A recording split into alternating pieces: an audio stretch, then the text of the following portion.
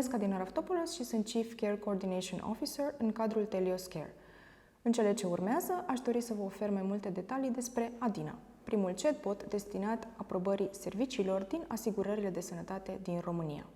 Telios a dezvoltat, utilizând platforma Druid, primul chatbot din România destinat automatizării procesului de accesare a serviciilor medicale incluse în polițele de asigurări de sănătate pentru Asirom Vienna Insurance Group.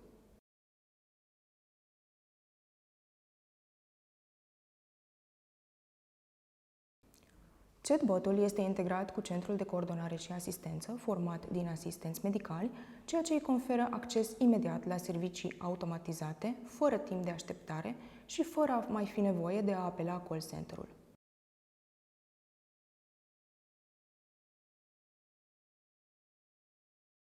Chatbotul oferă posibilitatea beneficiarilor de a solicita preautorizarea serviciilor medicale și aprobarea de servicii adiționale în clinică. De asemenea, beneficiarii mai pot folosi chatbotul pentru a solicita programări în clinică, pot avea acces la servicii de telemedicină direct de pe site-ul Asirom sau de pe site-ul angajatorului. Toate acestea economisind timp, fără timp de așteptare și fără a mai fi nevoie de a suna în call center.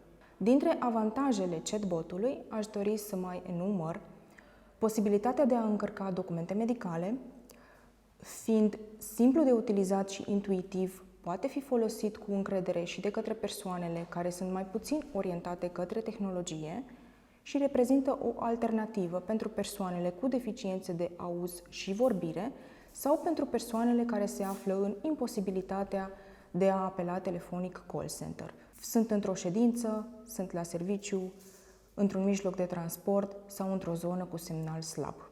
Pentru a descoperi toate aceste avantaje și multe altele și pentru a vă bucura de ele, vă invit să folosiți cu încredere chatbotul Adina.